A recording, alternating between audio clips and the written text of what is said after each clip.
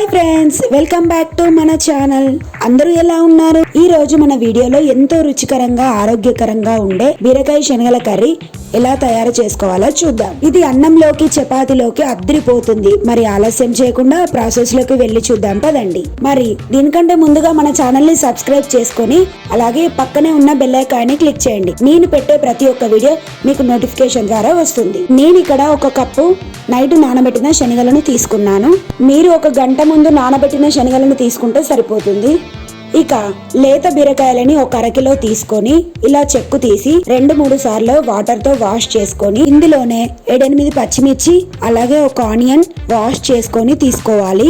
ఇప్పుడు వీటన్నిటిని చిన్న చిన్న ముక్కలుగా కట్ చేసి పక్కన పెట్టుకోండి. ముందుగా స్టవ్ ఆన్ చేసి కడాయి పెట్టుకొని తగినంత నూనె వేసుకుందాం. నూనె వేడెక్కిన తర్వాత ఆవాలు జీలకర్ర వేసి అలాగే పచ్చిమిర్చి కూడా వేసి చిటపటలాడించాలి. ఇప్పుడు సన్నగా తరిగిన ఉల్లిపాయ ముక్కలు వేసి అవి కొంచెం గోల్డెన్ బ్రౌన్ కలర్ వచ్చే వరకు వేయించుకోవాలి. ఇందులోనే 1 టేబుల్ స్పూన్ దాకా సాల్ట్ వేయండి. ఇలా సాల్ట్ వేస్తేనే ఆనియన్స్ త్వరగా వేగుతాయి.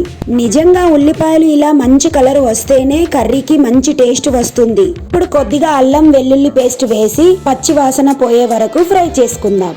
ఇప్పుడు చిటికెడు పసుపు వేసి కలుపుకోండి. ఇక ఆ తర్వాత పక్కన తరిగి పెట్టుకున్న బీరకాయ ముక్కలను వేసి బాగా కలుపుకోవాలి. మనం వేసినవన్నీ బీరకాయ ముక్కలకి పట్టే విధంగా కలుపుకొని మూత పెట్టి ఒక 15 నిమిషాలు మంట మీడియం ఫ్లేమ్ లో పెట్టుకొని మగ్గించుకోవాలి.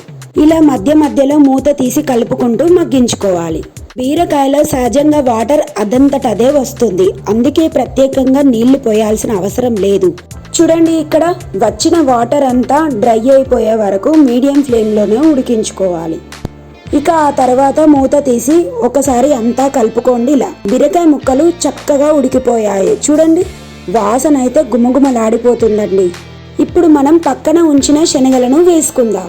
నేను ఇక్కడ నైట్ నానబెట్టిన శనగలను తీసుకున్నాను కాబట్టి బీరకాయలు వేసాకనే శనగలు వేసుకున్నాను. వేసుకున్న శనగలని నూనెలో ఒక 5 నిమిషాలు మగ్గనిద్దాం.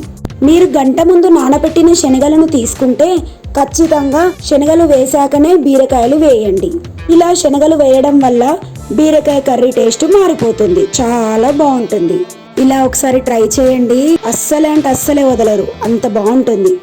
నేను చేసే కూరకి పచ్చిమిర్చితోటే కారం సరిపోయింది. అందుకే నేను ఇక్కడ కారం వేయట్లేదు. మీకు ఇంకా స్పైసీగా కావాలి అనుకుంటే కారం వేసేసుకోండి. ఇక కూరలో నుండి నూనె పైకి తేలేంత వరకు ఉడికించుకుంటే సరిపోతుంది. ఇక చివరిగా కొంచెం కొత్తిమీర చల్లుకొని స్టవ్ ఆఫ్ చేసుకుంటే గుమగుమలాడే బీరకాయ శనగల కర్రీ రెడీ. చూశారుగా ఫ్రెండ్స్, ఎంత సింపుల్ గా చేసుకోవచ్చో. ఈ టేస్టీ కర్రీని మీరు కూడా మీ ఇంట్లో ఖచ్చితంగా ట్రై చేయండి. ఈ వీడియో మీకు నచ్చినట్లయితే లైక్ చేయండి, మీ ఫ్రెండ్స్ అండ్ ఫ్యామిలీ మెంబర్స్ కి షేర్ చేయండి. అలాగే మన ఛానల్ ని తప్పకుండా సబ్స్క్రైబ్ చేసుకోండి, నాకు సపోర్ట్ చేయండి. మళ్ళీ మరొక వంటకంతో మీ ముందుకు వస్తాను. Bye friends.